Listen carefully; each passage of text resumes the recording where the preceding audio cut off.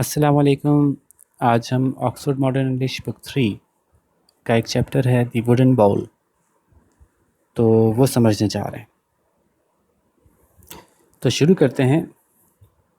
Once upon a time in a small town in Germany there lived a man called Kurt.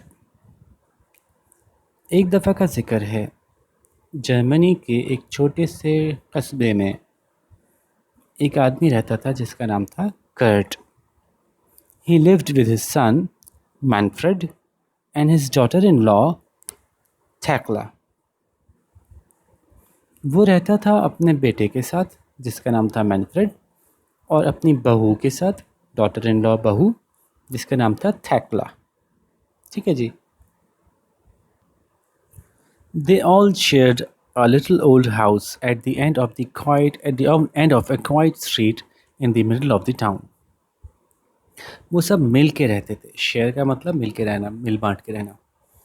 एक छोटे से पुराने घर में, जो कि एक खामोश सी सड़क थी जो टाउन के यानी उस कस्बे के बीच में थी। एक कस्बे के बीच में एक सड़क थी जिसके आखिर में उनका पुराना सा छोटा सा घर था जिसमें वो मिल के रहते थे। ठीक है। Manfred was a carpenter. Manfred एक कारपेंटर था, एक बढ़ई था। And spent all his time in a workshop. वो सारा वक्त बिताता था, तमाम वक्त जो उसके पास होता था वो बिताता था in a workshop next to his house. अपनी वर्कशॉप में, एक वर्कशॉप में जो कि नेक्स्ट टू का मतलब बराबर में थी उसके घर के। जो घर था उस घर के बराबर में थी। नेक्स्ट टू द हाउस, घर के बराबर में। He had learned carpentry from his father. उसने सीखी थी कारपेंट्री यानी बढ़ई का काम उसने सीखा था फ्रॉम हिज फादर, अपने वालिद से। Who had been a famous carpenter in his days. In his days अपने ज़माने में, फेमस मशहूर, जो कि एक मशहूर कारपेंटर थे अपने ज़मानों में, पुराने ज़माने में इनके वालिद साहब। Kurt had taught his son well. Kurt ने अपने बेटे को बहुत अच्छा सिखाया था। And the son earned a good living, और बेटा भी अब अच्छी कमाई करता था। अर्नड कमाता था, अ गुड लिविंग अच्छी कमाई, अच्छा रोज़गार कमाता था, अच्छे पैसे मिल जाते थे उसको भी। He made furniture for the people in the town. वो फर्नीचर बनाता था उस कस्बे के लोगों के लिए। And from time to time he did some carving, और कभी कभी, फ्रॉम टाइम टू टाइम, कभी कभी ऐसा भी करता था वो कि वो कार्विंग करता। कार्विंग क्या होती है कि वैसे तो फर्नीचर आपने बनाया, जैसे लकड़ी की कुर्सी बना दी, टेबल बना दी, लेकिन जब टेबल के ऊपर नक्शो निगार बनाए लकड़ी के, लकड़ी की चीज़ों पे नक्शो निगार जब आप बनाते हैं तो नक्शो निगार बनाने से वो चीज़ और महंगी हो जाती है और वो बहुत वक्त लगता है, उसमें मेहनत का काम है। तो इसको जो नक्शो निगार बनाना है इसको कार्विंग कहते हैं। ठीक है जी। The young couple Manfred and Thekla had a son called Wilhelm. ये जो यंग कपल यानी नौजवान जोड़ा जो था, मतलब ज़्यादा उम्र नहीं हुई थी इनकी शादी को, ज़्यादा वक्त नहीं गुजरा था, तो उनका एक बेटा था जिसका नाम था Wilhelm. Wilhelm. The boy like to sit in the workshop and watch his father. अच्छा, उस बच्चे को अच्छा लगता था कि वर्कशॉप में बैठे और अपने वालिद साहब को काम करते हुए देखे। अपने वालिद साहब को देखे काम करते हुए, यहाँ नहीं लिखा हुआ, लेकिन ऑफ कोर्स वहाँ पे क्या देखेगा, काम करते हुए देखेगा।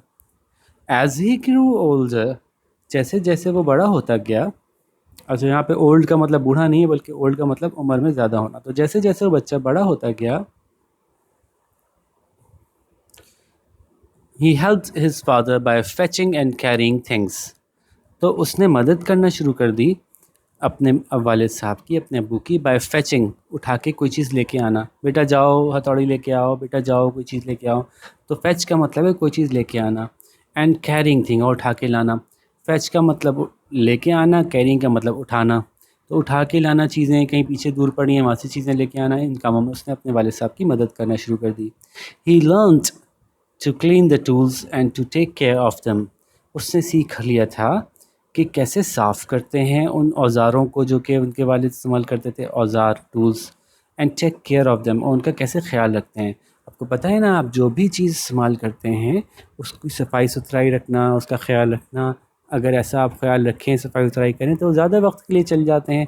मिसाल के तौर पे, अगर आप कोई आरी इस्तेमाल करते हैं लकड़ी काटने के लिए, तो उस आरी को वक्त के साथ साथ वो कुंद हो जाती है, तो उसको बार बार तेज़ भी करना पड़ता है, साफ़ भी रखना पड़ता है, बाज़ औक़ात उसमें हल्का सा ऑयल भी लगाना पड़ता है। तो अपनी चीज़ों की, अपने औज़ारों की हिफाजत करें, उनको संभाल के रखें, उनको साफ़ सुथरा रखें, तो वो ज़्यादा अरसे चलते हैं। तो उसने सीख लिया था कि ये कैसे करते हैं। He learned how to use a saw, saw कहते हैं आरी को।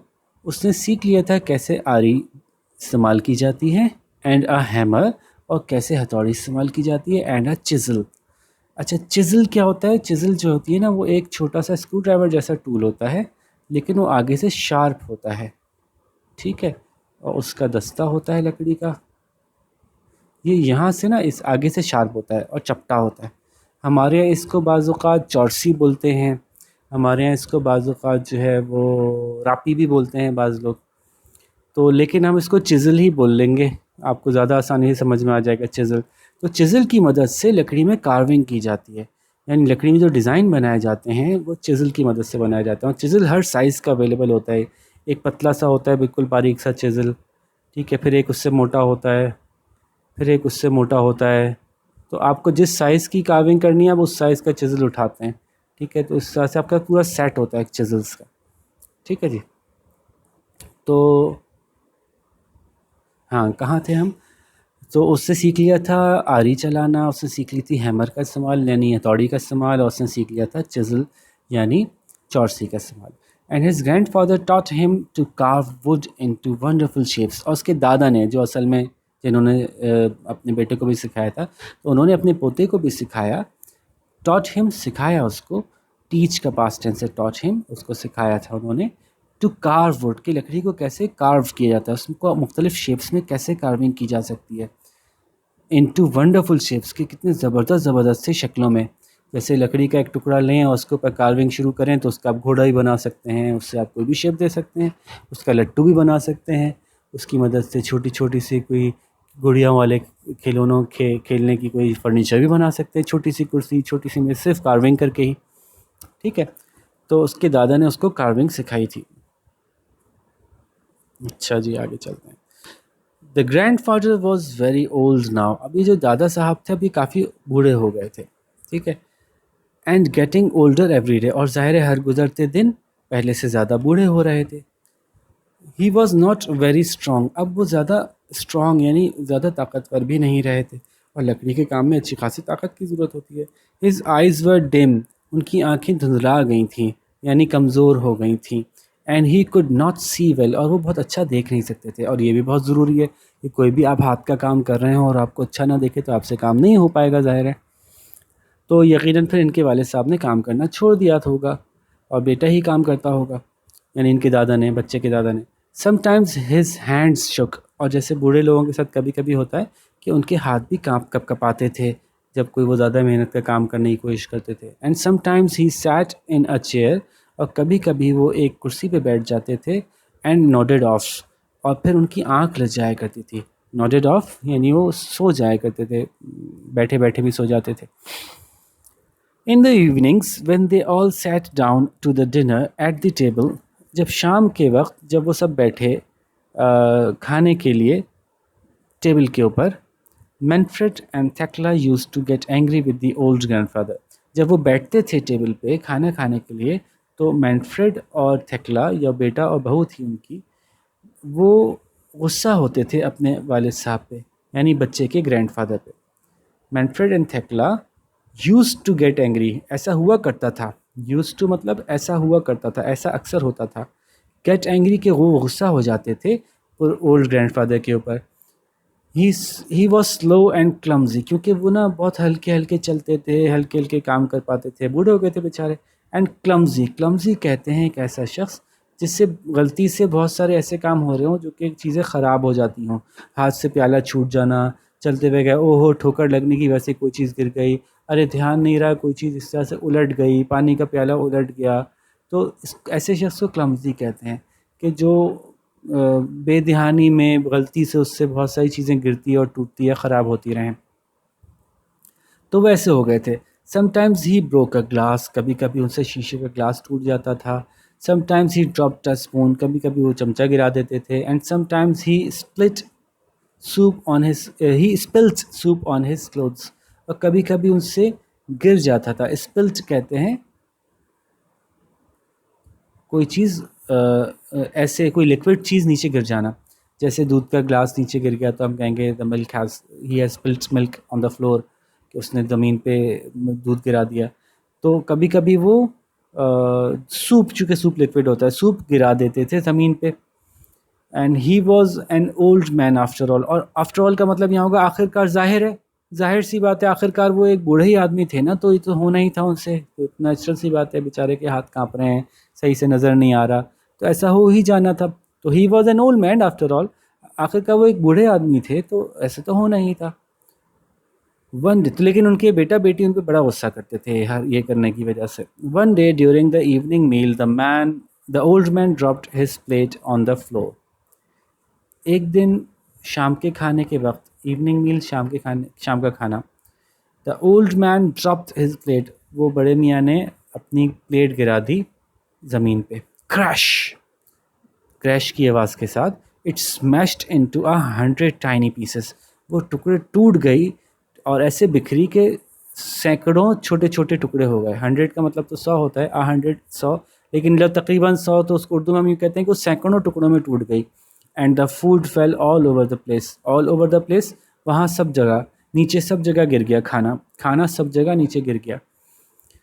तो ऑल ओवर द प्लेस महावरतन कहते हैं ना, कोई चीज़ सब जगह बिखर जाए तो हम कहेंगे it is all over the place, ये सब जगह ही फैल गई। Tekla and Manfred began to clean up the floor, but how angry they were. Tekla और मैनफ्रेड ने जो है ना सामान की सफाई तो शुरू कर दी, फ्लोर की यानी ज़मीन की सफाई, फर्श की सफाई तो शुरू कर दी, लेकिन वो कितना गुस्सा हो गए थे। इस जुमले का मतलब हाउ एंग्री देवर, ये सवाल नहीं है, ये बता रहे हैं वो कितना गुस्सा हो गए थे, ठीक है, यानी वो बहुत गुस्सा हो गए थे।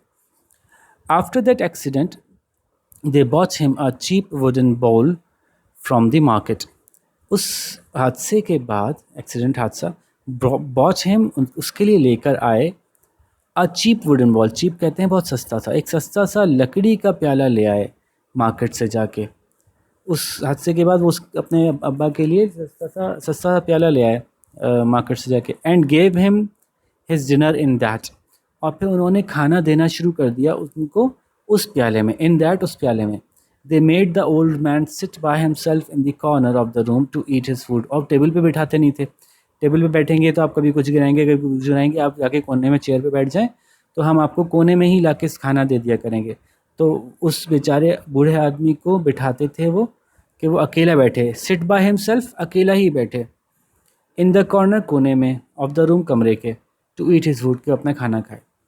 द ओल्ड मैन, वो बेचारे बूढ़े आदमी, वॉज सैड, वो काफ़ी उदास हो गए। He kept quiet and did not complain, लेकिन वो चुप रहे, केप्ट क्वाइट, वो चुप रहे और कंप्लेन नहीं किया किसी से उन्होंने शिकायत नहीं की कि भाई ये मेरे साथ क्या हो रहा है। वन इवनिंग, एक शाम की बात है, नॉट लॉन्ग आफ्टरवर्ड्स, उस वाक़े के काफ़ी दिन की बाद की बात नहीं है, बल्कि कुछ ही दिन की बात है। लॉन्ग काफ़ी लंबा, आफ्टरवर्ड्स काफ़ी लंबा वक्त उसके बाद गुजरा, नॉट नहीं गुजरा, यानी इस बात को काफ़ी वक्त नहीं गुजरा था जो पीछे उनसे प्लेट टूटी थी। Thekla and Manfred had finished work for the day, Thekla और मैनफ्रेड ने उस दिन का काम कंप्लीट कर लिया था। And were preparing the evening meal, और बना रहे थे वो शाम का खाना।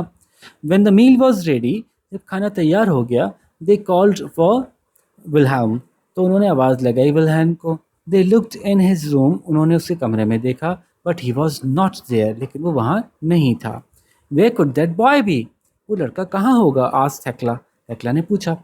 Manfred had no idea, Manfred को तो नहीं पता था, कुछ अंदाज़ा नहीं था। ही हैड नो आइडिया, उसको कोई अंदाज़ा नहीं था। He asked the old man if he had seen Wilhelm, तो उसने वो बूढ़े आदमी से पूछा, यानी अपने अब्बू से पूछा कि वो आपने विलहेम को देखा है। But the old man shook his head, shook का मतलब नफ़ी में हिलाना, नहीं नहीं करना, सर नहीं नहीं करने के लिए हिलाना। तो बड़े मियाँ ने अपना सर नफ़ी में हिला दिया कि मैंने भी नहीं देखा। Thekla and Manfred became a little worried, Thekla और मैनफ्रेड थोड़ा सा परेशान हो गए। They looked out on the street, उन्होंने बाहर सड़क पे देखा, but Wilhelm was not there, लेकिन वो विलहेम उनका बेटा वहाँ भी नहीं था। Then they saw a light in the workshop, फिर उन्होंने देखा कुछ रोशनी हो रही है वर्कशॉप में। दे वेंट टू लुक, वो गए देखने के लिए कि कहा वहाँ तो नहीं है कहीं। दे स्टेप्ड इनटू द वर्कशॉप, वो वर्कशॉप में उन्होंने कदम रखा, यानी वर्कशॉप में दाखिल हुए। स्टेपिंग इन का मतलब दाखिल होना। And found their son sitting on the floor, उन्होंने देखा कि उनका बेटा ज़मीन पे बैठा है। He was cutting a small block of wood, तो वो काट रहा था एक छोटे से लकड़ी के टुकड़े को। ब्लॉक कहेंगे ज़ाहिर है चौकोर से लकड़ी का टुकड़ा होगा, फिर उसको काट के उसको कार्व करके उससे कोई चीज़ें बनाई जाती हैं। तो एक छोटा लकड़ी का टुकड़ा था, ब्लॉक कहेंगे इसको, ये देखें ब्लॉक है। एक छोटा लकड़ी का टुकड़ा था, उसको वो काट रहा था या उसको कुछ उसमें काम कर रहा था। कटिंग का मतलब काट रहा था, चलें। And working as hard as he could, और इतनी मेहनत से काम करता हुआ दिख रहा था जितना वो कर सकता था। As hard as he could, इतनी मेहनत से करना जितनी मेहनत से वो कर सकता है, जितना मुमकिन है। छोटा बच्चा कितनी मेहनत से कर सकता है, तो यकीनन पसीने बह रहे होंगे, खूब तेज से हाथ चल रहे होंगे। देयर यू आर, अरे तुम यहाँ हो, सैड थैकला, उसकी अम्मी ने कहा। वॉट आर यू मेकिंग सन, तुम क्या बना रहे हो बेटे, मैनफ्रेड ने पूछा। Wilhelm put down the block of would and the chisel, Wilhelm ने जो है वो लकड़ी का वो टुकड़ा नीचे रखा और चिजल चौरसी भी नीचे रखी। He looked up at his parents, और फिर उसने अपने पेरेंट्स की तरफ देखा। I am making a wooden bowl for you to eat from, मैं बना रहा हूँ एक लकड़ी का प्याला कि आप उसमें से खाएं। वेन यू आर ओल्ड, जब आप बूढ़े हो जाएंगे, रिप्लाइड द बॉय, लड़के ने जवाब दिया।